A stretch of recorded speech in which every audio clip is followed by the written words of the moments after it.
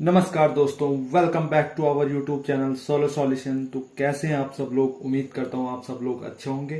तो title name आपने पढ़ ही लिया होगा। तो इस सेशन को स्टार्ट करते हैं न्यू चैप्टर के साथ। तो चैप्टर नेम है nuclear physics and atomic physics. ठीक है, नाभिकीय भौतिकी और परमाणु भौतिकी। तो बात अगर हम नाभिकीय की करते हैं, अगर हम न्यूक्लियर फिजिक्स की अगर हम बात करें, न्यूक्लियर फिजिक्स और दूसरा है आपका एटॉमिक फिजिक्स।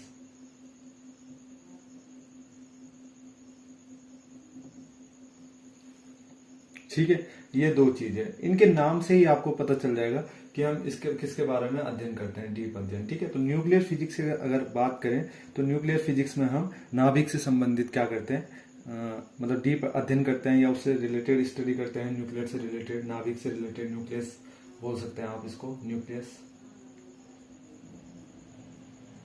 ठीक है, तो इसमें न्यूक्लियस से रिलेटेड जो भी स्टडी है वो हम न्यूक्लियर फिजिक्स के अंतर्गत करते हैं। और एटॉमिक फिजिक्स की अगर हम बात करें, परमाणु भौतिकी की अगर हम बात करें, तो इसमें आपका होल, जो भी आपका होल एटम है उससे रिलेटेड हम क्या करते हैं, स्टडी करते हैं। होल एटम से रिलेटेड क्या करते हैं, स्टडी करते हैं परमाणु से। तो ये चैप्टर हमने एटम एंड न्यूक्लियर वाला जो चैप्टर पढ़ा था पिछले प्रीवियस वीडियोस में, तो डिस्क्रिप्शन में आपको लिंक मिल जाएगा। तो वहां पे आप उस वीडियो को, अगर जिसने वॉच नहीं करी है तो वहां पे उस वीडियो को देख सकता है। ठीक है, तो इसको कंटिन्यू करते हैं हम लोग। अब आपको पता है कि न्यूक्लियर फिजिक्स में न्यूक्लियस की स्टडी, एटॉमिक फिजिक्स में होल एटम की स्टडी करते हैं हम लोग। लेकिन क्या आपने नाभिक का परमाणु, मतलब जो नाभिक है, जो हम न्यूक्लियस की बात कर रहे हैं, ये नाभिक है, ये एटम है आपका। ठीक है, तो अगर नाभिक है तो ये परमाणु का हिस्सा नहीं है क्या? परमाणु का हिस्सा तो है ना। फिर भी हमारी दो क्या है, अलग अलग क्या है, ब्रांचेस हैं, शाखाएं हैं। एक न्यूक्लियर की अलग अलग है और एटॉमिक की अलग है। तो परमाणु भौतिकी में क्या करते हैं हम, जो एटॉमिक फिजिक्स है, एटॉमिक फिजिक्स के अंतर्गत रब कर लेते हैं इसको एक बार। एटॉमिक फिजिक्स की अगर हम बात करें, एटॉमिक फिजिक्स की अगर हम बात करें,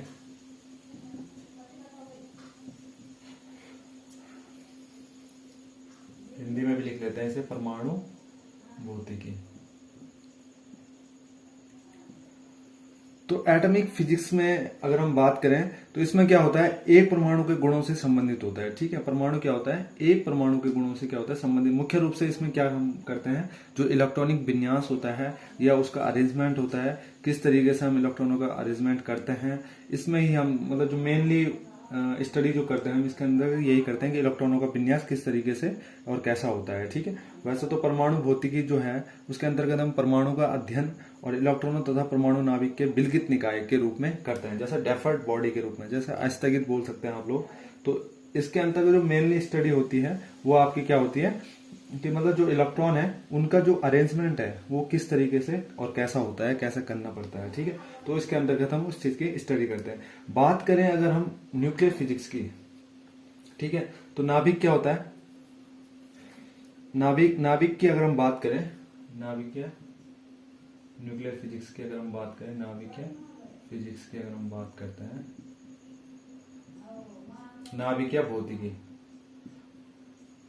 नाभिकीय भौतिकी, इसकी अगर हम स्टडी करते हैं तो इसमें क्या होता है कि विशेष रूप से हम क्या करते हैं, नाभिक और उसके संरचनाओं और गुणों और प्रतिक्रियाओं से, परंतु परमाणु भौतिकी क्या होता है, ब्रह्मांड के सभी पदार्थों से बनाते हैं, से बनते हैं, से मतलब को बनाते हैं, है ना।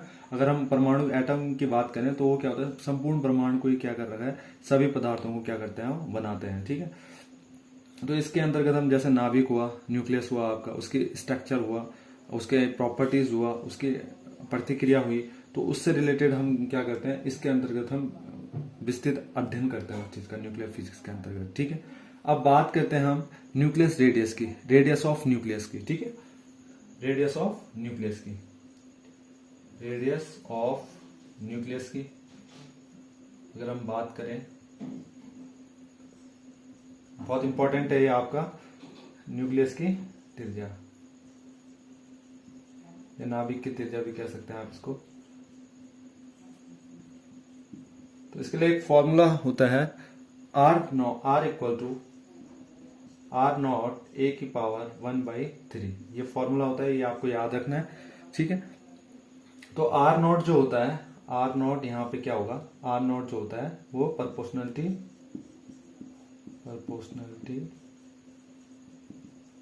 इन कांस्टेंट, इस कांस्टेंट, ठीक है। और जो आपका ए होता है वो होता है आपका एलिमेंट्स मास नंबर, ठीक है। ये होता है ए, यहाँ पे एलिमेंट्स मास नंबर होता है। तो आर नॉट की अगर वैल्यू की बात करें तो आर नॉट की जो वैल्यू होती है वो होती है आपकी 1.2 इंटू 10⁻⁻15 मीटर। ये होती है आर नॉट की वैल्यू। तो ये चीजें आपको याद रखनी है। एग्जाम में अगर इसके बेसिस पे क्वेश्चंस भी आते हैं न्यूमेरिकल टाइप में, या फिर ऐसी कुछ फॉर्मूला या फिर इसकी वैल्यू ही पूछ लिया आपको, तो इस तरीके से आपको ये क्या करना है, याद रखना है, ठीक है, इसकी वैल्यूज। ये तो आपको समझ आ गया होगा। इसमें आप देखते हैं नेक्स्ट चीज की total number of protons and neutrons in a nucleus, मतलब एक नाभिक में प्रोटॉन और न्यूट्रॉन की कुल संख्या कितनी होती है, ठीक है। तो उसके लिए इसको रफ करते हैं पहले, सबसे पहले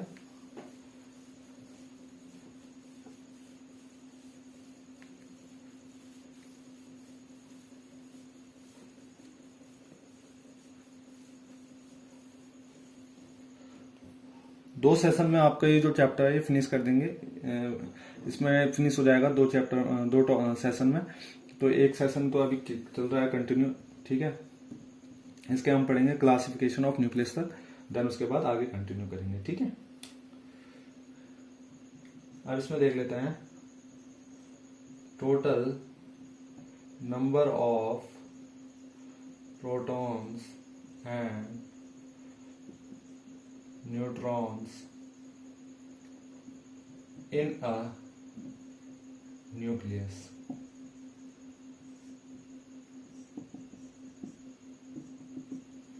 एक नाभिक में प्रोटॉन और न्यूट्रॉन की कुल संख्या, तो उसके लिए फॉर्मूला होता है आपका A equal to Z plus N. ये क्वेश्चन आपका अभी जो हाल ही में वीडियो अपलोड हुई है तो उसमें ये पूछा गया था ये क्वेश्चन कि उसका फॉर्मूला क्या होता है, ठीक है। तो ये होता है इनके बीच में रिलेशन, ए के बीच में, जेड के बीच में और एन के बीच में जो रिलेशन होता है वो ये फॉर्मूला निकल के आता है A equal to Z plus N. तो where A N equal to, पहले एन की बात कर लेते हैं, चलो ए की बात कर लेते हैं। ए इक्वल टू आपका क्या हो जाएगा यहाँ पे number of mass, then Z equal to की बात करें तो नंबर ऑफ प्रोटॉन्स, लास्ट है आपका n equal to number of neutrons. तो आप देख रहे होंगे यहाँ पे जो नंबर ऑफ मास है, जो यहाँ पे, एक मिनट मार्कर चेंज कर देते हैं, जो नंबर ऑफ मास है यहाँ पे वो किसके इक्वल है, एक तो नंबर ऑफ प्रोटॉन्स के और एक दूसरा नंबर ऑफ न्यूट्रॉन्स के। तो number of proton plus number of neutrons जो होता है वो आपका किसके बराबर होता है, मास के इक्वल होता है। जब हमने पढ़ा था यहाँ पे कि न्यूक्लियस में क्या होता है, प्रोटॉन प्लस न्यूट्रॉन होता है यहाँ पे, और बाहरी सेल होती है उसमें क्या घूमता है, इलेक्ट्रॉन, मतलब राउंड लगाता रहता है, ठीक है, इलेक्ट्रॉन घूमते रहता है इसमें बाहरी वाली सेल में। और जो न्यूक्लियस है आपका, न्यूक्लियस में आपका क्या होता है, प्रोटॉन प्लस न्यूट्रॉन। तो यहाँ पे वही है कि न्यूट्रॉन प्रोटॉनों की योग और जो आपका मास है, नंबर ऑफ मास ए, वो उसके योग के बराबर होता है। तो इतना आपको याद रखना है ये चीजें, ठीक है। होपफुली ये चीजें आपको समझ आई होगी। इसमें नेक्स्ट है कि discovery of protons and neutron, मतलब न्यूट्रॉन और प्रोटॉन की खोज किस तरीके से हुई, तो उसको भी देख लेते हैं।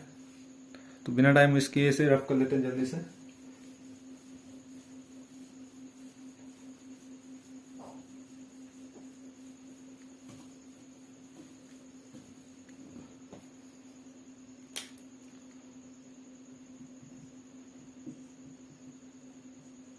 Discovery of protons and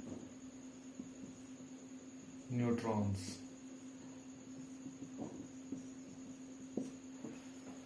proton और न्यूट्रॉनों की खोज की अगर हम बात करें तो सबसे पहले क्या हुआ, मतलब जब इसका प्रैक्टिकल और प्रयोगशाला में जब इसका एक्सपेरिमेंट किया गया तो उसमें क्या गया, सबसे पहले जो खुद से बनाए गए, जो इंसानों के द्वारा जो खुद से कृत्रिम विघटन बनाए गए, मतलब जो हल्के तत्व बनाए गए, ठीक है, हल्के जो तत्व बनाए गए,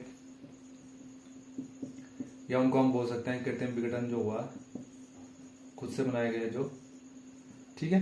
तो उसमें क्या हुआ, सबसे पहले प्रोटॉन की अगर हम बात करें, किसकी, प्रोटॉन की खोज कैसे हुई, ठीक है। तो प्रोटॉन में क्या हुआ कि रदरफोर्ड ने क्या किया, नाइट्रोजन पर लेंगे तो नाइट्रोजन का होता है 7n14, ठीक है। नाइट्रोजन पर क्या करा रदरफोर्ड ने, अल्फा कणों की बमबारी की, और जो अल्फा कण है वो आपका क्या हो जाएगा यहाँ पर हल्का तत्व जो होगा वो होगा आपका 2He4 हीलियम, ठीक है।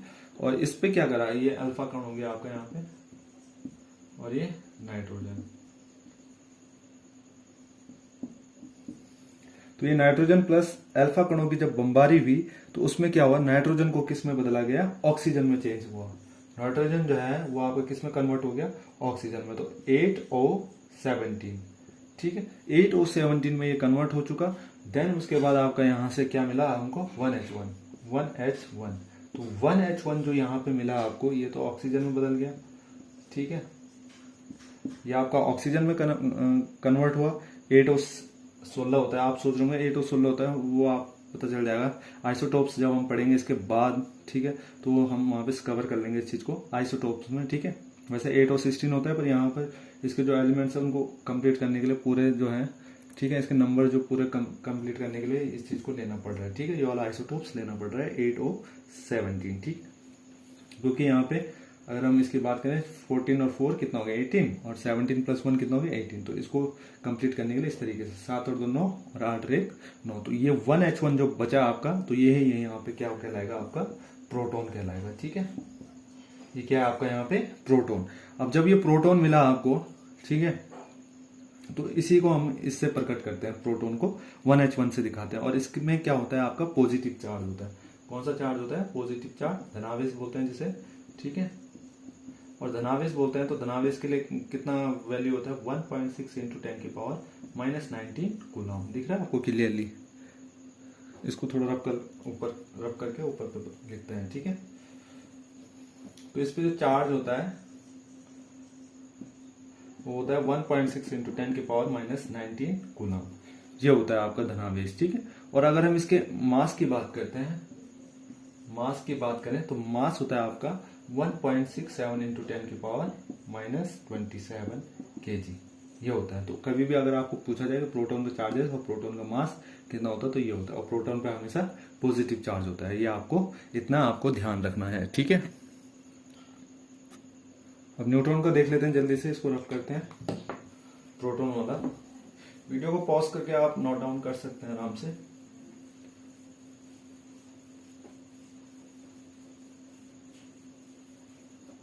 अब है इसमें आपका न्यूट्रॉन।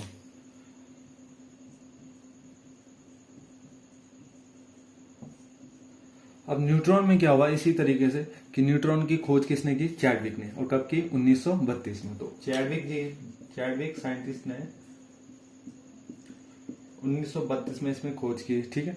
तो उन्होंने क्या किया, जो बेरिलियम एलिमेंट्स है उस पर अल्फा कणों की बमबारी करके, जो बेरिलियम है, सपोज ये है B4 होता है ना, 4B9 plus 2He4 helium, alpha कणों की जब बौछार की बेरिलियम पे, अल्फा कण, और ये आपका बेरिलियम।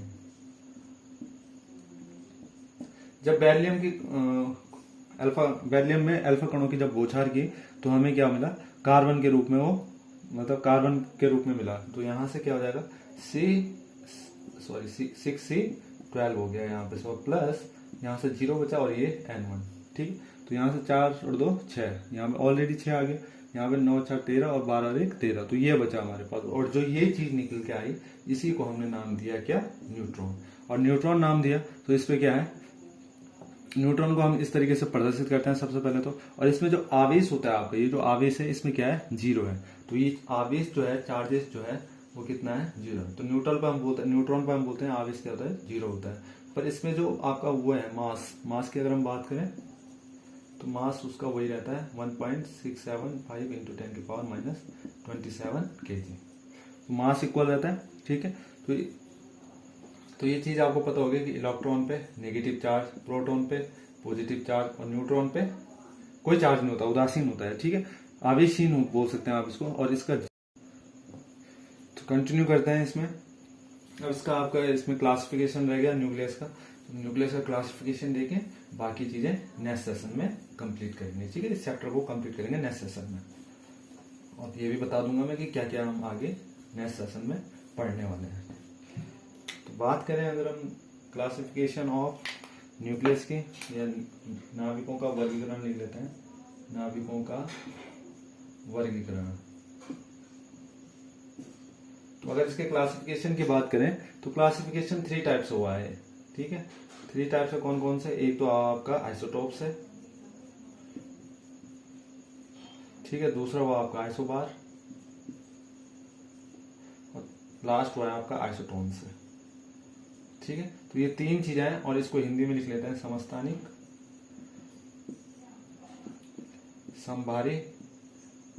संभारी पढ़ते हैं संभारिक, ठीक है, और लास्ट है आपका सम न्यूट्रॉनिक। तो ये 3 चीजें में कन्वर्ट हुआ है इसका वर्गीकरण जो हुआ है, ठीक है। तो आइसोटोप्स की अगर हम बात करें तो सबसे पहले हम 2 चीजें पढ़ लेते हैं, एक तो परमाणु भार, एक परमाणु क्रमांक, ठीक है। परमाणु क्रमांक और परमाणु भार, ये चीजें हैं इसमें, ठीक है, परमाणु भार।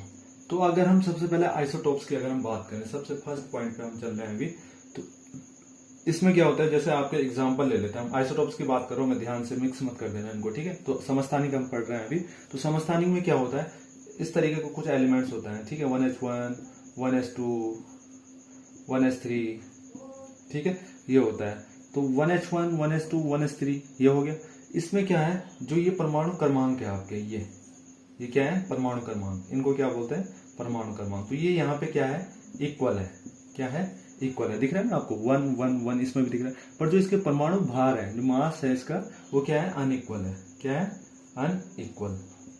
तो जहां पर भी आपको ये दिखता है कि मतलब जो परमाणु क्रमांक अगर समान होते हैं और परमाणु भार जो होते हैं या परमाणु द्रव्यमान जो होता है वो अलग अलग होते हैं, भिन्न भिन्न होते हैं, तो उसको हम क्या कहते हैं, समस्थानिक। इतना आपको ध्यान रखना है, ठीक है। तो नेक्स्ट है आपका आइसोबार्स, सेकंड देख लेते हैं, इसको रब करते हैं। इसी में अब कुछ और एग्जांपल समझते हैं आइसोबार में। तो जैसे हम समझ सकते हैं 1s3 और 2he3, ये हाइड्रोजन का और हीलियम का अगर देखें तो इसमें आपको क्या दिख रहा है, भार तो इक्वल दिख रहा है, जो मास है इसका ये इक्वल है, और जो परमाणु क्रमांक है, एटॉमिक नंबर जो है वो क्या है, अनइक्वल है। तो यहाँ पे उल्टा हो जाएगा, यहाँ पे ये बीच चीजें क्या हो जाएगी, भिन्न भिन्न हो जाएगी, और ये क्या हो जाएगा, समान हो जाएगा। तो जहां पर भी ये चीजें अगर आपको लगेगी परमाणु क्रमांक भिन्न हो तथा परमाणु भार समान हो, तो उसको हम क्या कहते हैं, आइसोबार या संभारिक, आइसोबार से संभारिक कहते हैं, ठीक है। लास्ट है आपका थर्ड सम न्यूट्रॉनिक आइसोटोन्स। तो उसकी अगर हम बात करें तो इसको रब कर लेते हैं पहले। अब आइसोटोन्स में क्या होता है, ज्यादा इंपॉर्टेंट है ये। तो इसमें क्या होता है कि जिनमें केवल न्यूट्रॉनों की संख्या क्या होती है, समान होती है। न्यूट्रॉनों की संख्या की बात करें तो जैसे आपका एलिमेंट्स है कुछ 1s3 और जैसे सपोज 2he4, यही है, ठीक है। तो ये है। अब इसमें क्या होता है, जो आपका एटॉमिक मास होता है और एटॉमिक नंबर जो होता है, उसको अगर हम इसमें से माइनस करते हैं, जैसे 1h1 का तो a माइनस जेड हो जाएगा ना, एटॉमिक a माइनस जेड। तो a माइनस जेड अगर करते हैं, दिख रहा है आपको क्लियरली, चलो ऊपर पे करते हैं इसको। हाँ, अब इनका अगर हम दोनों को सब्ट्रैक्ट करते हैं, 3 में से 1 घटाते हैं कितना आता है, 2 आता है। ऐसे 4 में से अगर हम 2 घटाते हैं तो कितना आता है, 2 आता है। तो जो भी ऐसे तत्व होंगे जिनका मतलब दोनों का अंतर क्या हो, इक्वल हो, मतलब एटॉमिक भार से और एटॉमिक भार मतलब एटॉमिक मास और एटॉमिक नंबर से माइनस करेंगे तो इक्वल आ रहा है, 2 आ रहा है। इसमें भी एटॉमिक मास से एटॉमिक नंबर माइनस करेंगे तो इक्वल 2 आ रहा है। तो ये दोनों क्या है, इक्वल है। और जहां पर भी आपको ऐसी सिचुएशन लगती है, न्यूट्रॉनों की संख्या जहां पे ऐसे लगेगी, तो वो आपको क्या कहलाएगा, आइसोटोन्स कहलाएगा, सम न्यूट्रॉनिक कहलाएगा।